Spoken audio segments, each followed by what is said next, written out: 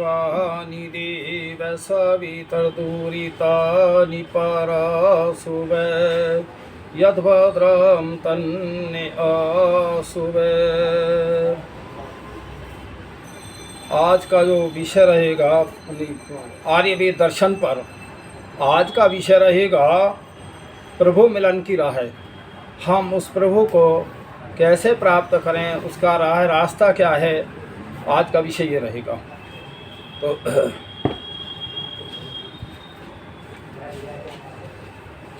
मिलता है सच्चा सुख केवल भगवान तुम्हारे चरणों में। यह विनती है पल पल छिन छिन रहे ध्यान तुम्हारे चरणों में। मिलता है सच्चा सुख केवल भगवान तुम्हारे चरणों में।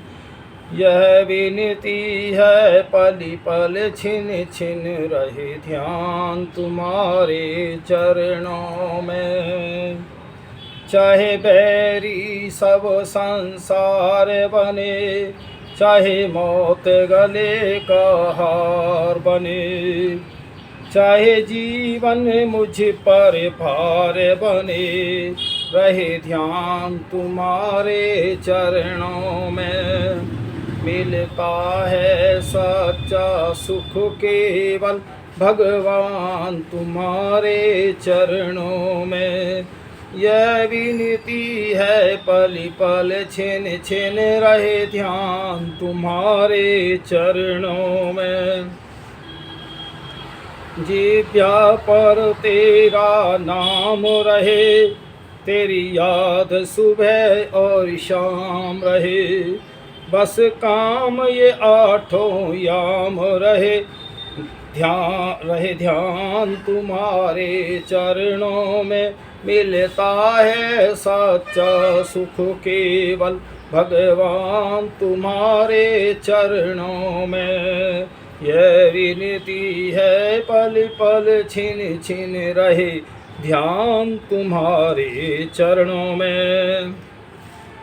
चाहे संकट ने ही घेरा हो, चाहे चारों ओर अंधेरा हो, पर चित्त ने डगमग मेरा हो, रहे ध्यान तुम्हारे चरणों में। मिलता है सच्चा सुख केवल भगवान तुम्हारे चरणों में। यह विनती है पल पल छिन छिन रहे ध्यान तुम्हारे चरणों में। चाहे ज्वाला में ही जलना हो, चाहे कांटों पर ही चलना हो, चाहे छोड़ के देश निकलना हो, रहे ध्यान तुम्हारे चरणों में। मिलता है सच्चा सुख केवल भगवान तुम्हारे चरणों में। यह विनती है पल पल छिन छिन रहे ध्यान तुम्हारे चरणों में। देखिए, जो सच्चा सुख है, जो आनंद है, परम पिता परमात्मा के ही पास है। प्रकृति के जो पदार्थ हैं उनमें क्षणिक आनंद है, पूर्ण आनंद और पूर्ण तो शांति परमात्मा की क्षण में मिलती है। तो इसे चाहे मुसीबत आए, कोई परेशानी आए, दोनों समय हमें संध्या करनी चाहिए और उसका नाम जपना चाहिए। क्योंकि अगर हम देखते हैं तो सारे संसार की जो ये संसार है वो सब परमात्मा के ही उससे चल रहा है, उसी से कार्य कर रहा है, तो सब कुछ वही है। और देखिए, संसार में जब चार लोग बैठते हैं तो बड़ा वो कहते हैं मेरा ऐसा मकान है, मेरी गाड़ी है, मेरा इतना परिवार है, मेरा ये है, मेरा वो है। लेकिन अगर परमात्मा का तुमने भजन न किया तो सब ये बेकार है। इस पे एक भजन ने गाया, ईस गुणी माया खगुणी गाया, तो क्या गाया। निभाया पुण्य केवल पाप मन भाया तो क्या भाया। न गाया ईश गुण माया का गुण गाया तो क्या गाया। न भाया पुण्य केवल पाप मन भाया तो क्या भाया। तुझे संसार शरीर में कमल की भांति रहना था। न छोड़ी वासना घर छोड़े वन धाया तो क्या धाया। इस संसार में हमें जैसे कमल का पेड़ होता है, पानी के ऊपर तैरता, उसकी जड़ जमीन में नहीं होती, इस प्रकार में हम इस संसार में ज़्यादा मोह माया की जड़ न जमाएं और हम कार्य करें। फिर कई बार क्या है, साधु बन जाते हैं और घर की उन्हें टेंशन रहती है, घर में उनका दिमाग लगे रहता है, तो फिर साधना क्या हुई। साधु तो बन गए, लेकिन घर की जो चिंता रही, टेंशन रही, तो फिर आप वन में भी चले गए, तो वन में जाने का लाभ क्या है। ने गाया ईश गुण माया का गुण गाया तो क्या गाया। ने भाया पुण्य केवल पाप मन भाया तो क्या भाया। हृदय मोहक गगन चुंबी भवन अपना बनाने को। किसी दुखिया का निर्मल का झोंपड़ा ढाया तो क्या ढाया। अपनी बहुत ऊंची कोठी बनाने के चक्कर में चाहे पड़ोस का झोंपड़ा हो, उसे भी हम ढा देते हैं, गरीब पे अत्याचार करते हैं। तो क्या यही मानव जीवन है। आज जो इतनी अशांति फैल रही है, इतना उग्रवाद बढ़ रहा है, मानव का दुश्मन हो रहा है, क्या इसी को मानव कहते हैं। मनुष्य का नाम मनुष्य इसलिए है कि यह मननशील है, विचारवान है, कि अच्छे विचार करके कार्य करेगा, अच्छा बुराई का ध्यान देगा। अगर इसी प्रकार हम मनुष्य जो है कार्य करता रहे, तो पशु में और मनुष्य में अंतर क्या है। देखिए, पशु भी जो है बलवान से तो डरते हैं और कमज़ोर पे हावी रहते हैं। कहीं ऐसी वृत्ति हम मनुष्य जन्म में करते हैं, तो फिर हम भी ऋषि दयानंद कहते हैं कि वह पशुओं का भी बड़ा भाई है। ने गाया ईश गुण माया का गुण गाया तो क्या गाया। न भाया पुण्य केवल पाप मन भाया तो क्या भाया। किसी का विश्व से अस्तित्व ही बिल्कुल मिटाने को। अमर बेली के दृश तू कहीं छाया तो क्या छाया। कई बार तो मान लीजिए कर्ज में रुपया दे दिया, उसका बहुत अधिक ब्याज लिया, बेचारे का सब कुछ बिक जाता है। इस प्रकार से फैल रहे हैं कुछ लोग। तो जो अमर बेल होती है उसे पेड़ पर डाल दो, उसकी जड़ नहीं होती है, लेकिन वो पेड़ से ही सारा सब कुछ ले लेती है। कई बार तो कई पेड़ ही सूख जाते हैं। अगर इस तरह मनुष्य की वृत्ति है, तो फिर इसे क्या मनुष्य कहेंगे। निगाया ईश गुण माया का गुण गाया तो क्या गाया। न भाया पुण्य केवल पाप मन भाया तो क्या भाया। प्रकाश आनंद तो तब है खिलावो और को पहले। मधुर भोजन अकेले आप ही खाया तो क्या खाया। महेंद्र आर्य तो तब है सुख तब है खिलावो और को पहले। मधुर भोजन अकेले आप ही खाया तो क्या खाया। निगाया ईश गुण माया का गुण गाया तो क्या गाया। ने भाया पुण्य केवल पाप मन भाया तो क्या भाया। देखिए, विद्वान लोग कहते हैं कि अगर गृहस्थ में रहकर के अपने ही लिए भोजन बनाया जाए, स्वयं खाया जाए, वो पाप है। पहले हम दूसरों को भोजन कराएं तब करें।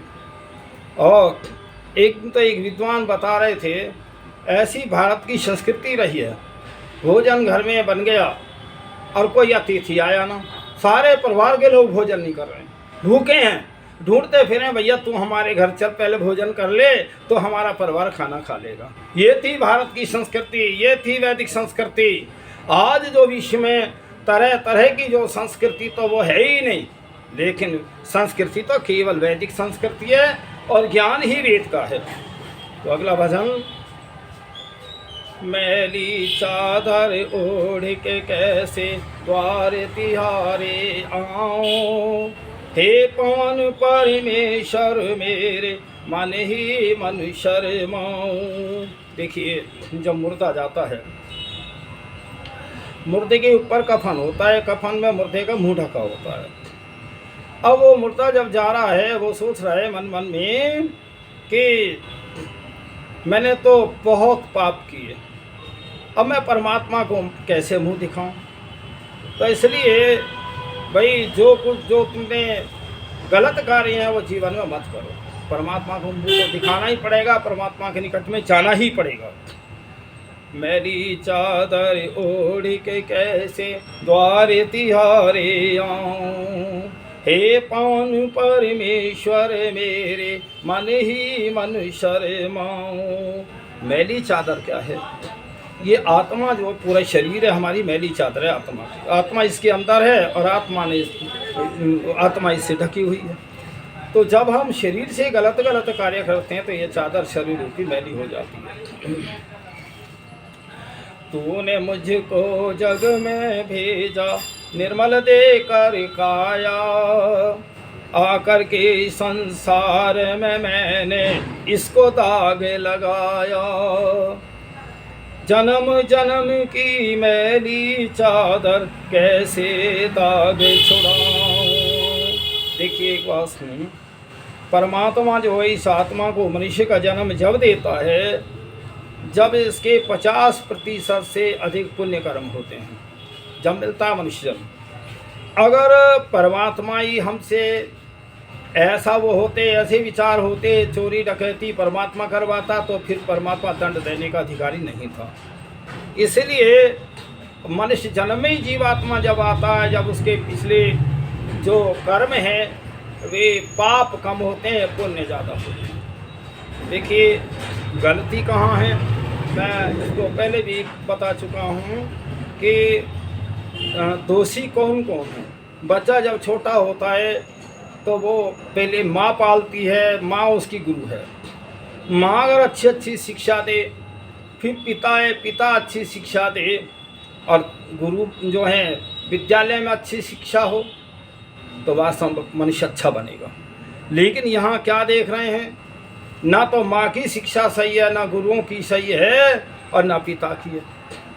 भाई ये जब तक विश्व के लोगों तुम वेद के मार्ग पे नहीं आओगे, वैदिक शिक्षा प्रणाली कॉलेजों में नहीं होगी, तब तक विश्व में शांति नहीं आ सकती। इसलिए तो ये कॉलेज जो शिक्षा है इसमें ये तो ज्ञान है कि हम धनवान कैसे बने, पर ये दो चीज़ों का ज्ञान नहीं है। ना ईश्वर का ज्ञान है कि ये ईश्वर कौन है, क्या व्यवस्थाएं, ना मैं अपना ज्ञान है। मैं इस शरीर को समझ रहा हूँ, बस इसी को खिलाना पिलाना और अच्छे इसी की पालना पोषणा में लगा रहता हूँ। मैं यही नहीं जानता कि इस शरीर को चलाने वाली आत्मा है। तो ऐसे ही ये संसार के बारे में तो पढ़ाया जाता है, धनवान कैसे बनोगे, पर यह धन किसके लिए वो पढ़ाया नहीं जाता।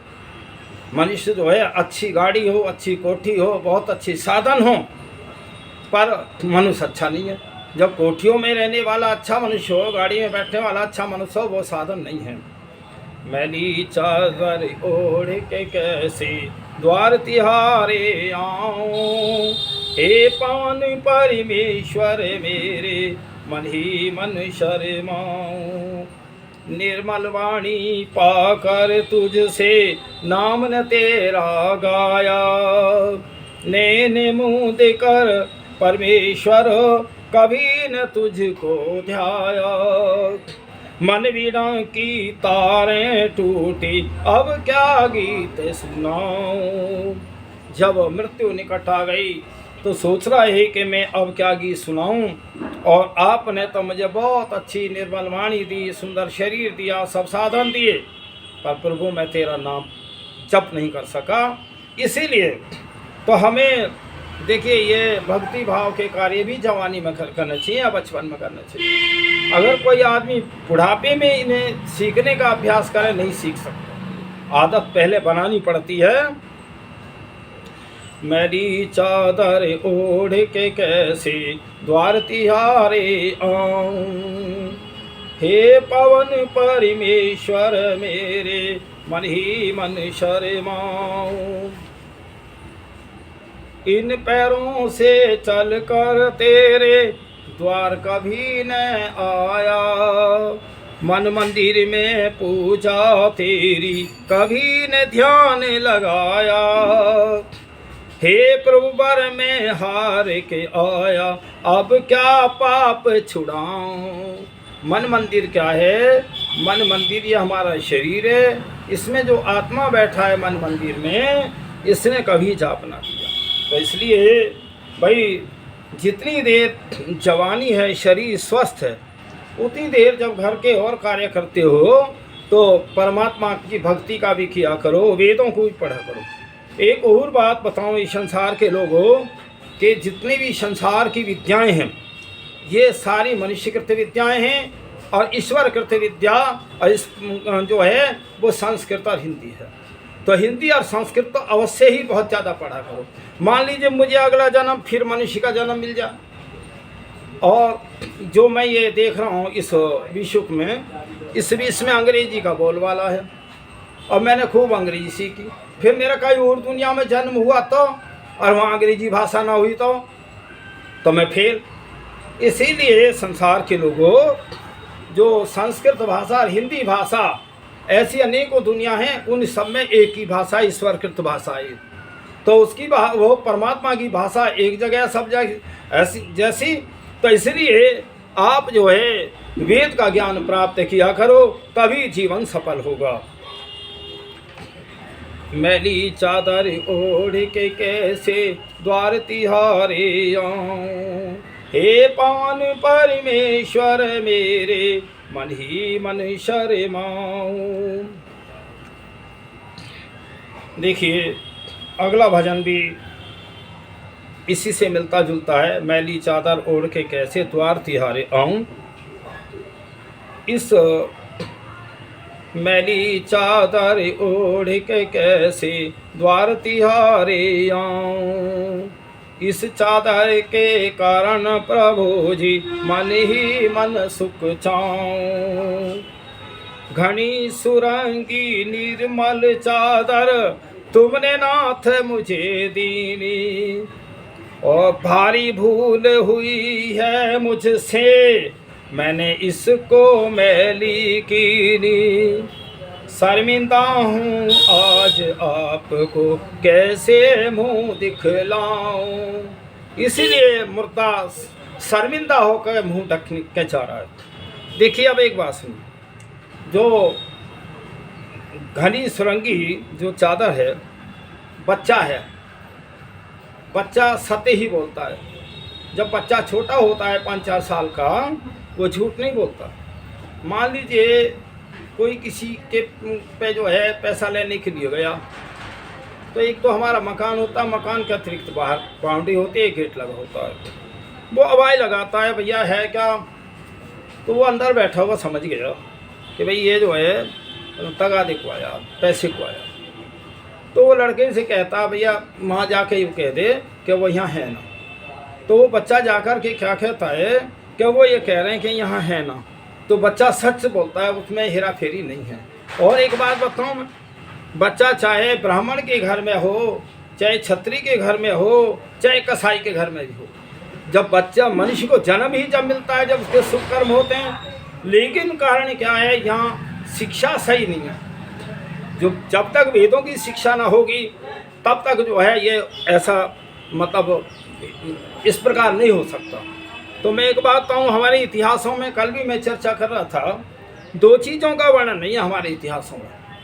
एक तो हमारे इतिहास में तलाक नहीं है, जिसके साथ एक बार शादी हो गई, फेरे हो गए, चाहे 19-20 को, ये दोनों अपना धर्मपूर्वक गृहस्थ को निभाते थे। दूसरे में ताले नहीं थे, ताले भी नहीं थे, ताले का इतिहास कहीं नहीं है हमारे उसमें, और ना तलाक का है। तो इसलिए कहाँ से गड़बड़ है, ये गड़बड़ है सारी शिक्षा के लिए। अच्छा, जब सब लोग धार्मिक हो जाएं, सब लोग ये समझें भाई ये चीज़ मेरी ना भैया पड़ोसी की है, वादे दो, तो फिर बताओ ताले क्या आवश्यकता है? ताला किसके लिए होता है? ताला चोर के लिए होता है। जो चोरी ना होगी तो ताला क्यों लगेगा?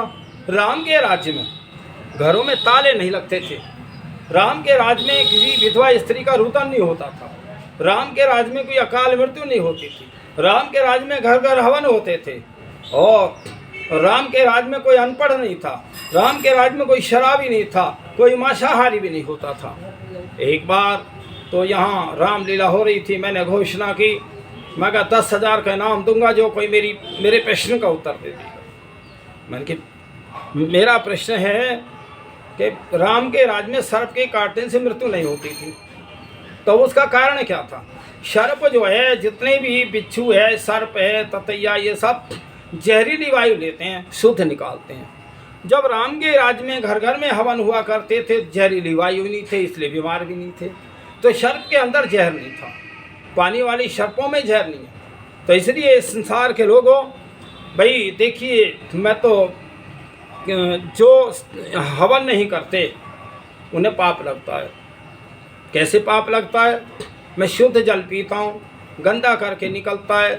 शुद्ध भोजन करता हूँ, गंदा करके निकलता है। मैं नासिका से शुद्ध वायु ग्रहण करता हूँ और गंदी करके निकलती है। मेरे शरीर में पसीना आता है, गंदगी छोड़ रहा हूँ। इसलिए विचार करो, इस गंदगी को निवारण करने के लिए हमारे ऋषि मुनियों ने यज्ञ बताया है, हवन बताया है। अगर हम ऐसा नहीं करते तो फिर हम पापी हैं, क्योंकि जो जितनी गंदगी मैंने इस प्रकृति में की है, तो मेरा तो उतना कर्तव्य है कि मैं उतना जो है उस गंदगी को साफ करूं। और साफ करने के लिए कोई ऐसा वो यंत्र नहीं है कि जो साफ कर सके। देखिए, हमारा जो ये शरीर है, साबुन से साफ हो जा, तेल से, वैसे कपड़े धो लिए, लेकिन मन भी जो है, आत्मा शुद्ध होती है, शुद्ध पवित्र होती है, सत्संग से होती है, ऋषि मुनियों के सानिध्य में जाने से होती है, वेदों को पढ़ने से होती है। तो इसलिए इसी प्रकार जो ये प्रकृति है, प्रकृति में शुद्धता आती है यज्ञ के करने से आती है। अब एक बात सुनो, यज्ञ से प्राण वायु शुद्ध होती है। मान लियो मुझे भोजन ना मिले, 1 महीना तक मैं रह सकता हूँ, कष्ट तो होगा, जल के बिना 10 दिन भी रह जाऊँगा, लेकिन वायु अगर जहरीली मिल जाए तो 5 मिनट भी नहीं रह सकते जिंदा। तो इसलिए वायु की शुद्धि होती है यज्ञ से। एक जगह जब यज्ञ होता है तो लाखों प्राणियों को उसका यज्ञ का लाभ जाता है। इसलिए सबसे बढ़िया और वो सस्ता और आसान तरीका यज्ञ है, हमारे ऋषियों ने बताया। तो उसी कारण जब घर घर यज्ञ होते थे राम के उसमें राज्य में, तो कोई बीमार नहीं पड़ता, कोई जो है कोई समय से पहले भी नहीं मरता था। कम से कम 100 वर्ष तो जीते ही जीते थे। मनुष्य की आयु तो ज़्यादा है। तो अभी मैं कह रहा कि वो मुर्दा जो है मैली चादर ओढ़ के शर्मा रहा है। मैली चादर ओढ़ के कैसे द्वार तिहारे आऊं, इस चादर के कारण प्रभु जी मन ही मन सुख जाऊं। तो इसलिए काम क्रोध और मोह लोभ के लाग रहे हैं इसमें दाग, विषय भोग के कीचड़ में भीग रहा है इसका भाग। पल पल छिन छिन मैली हो रही, कैसे दाग छुड़ाऊं, मैली चादर ओढ़ के कैसे द्वार तिहारे आऊं, इस चादर के कारण प्रभु जी मन ही मन सुख चाऊं। राग द्वेष और घृणा की जग में है भारी आंधी आई, इस आंधी में उड़ रही चादर, देख अकल है चकराई।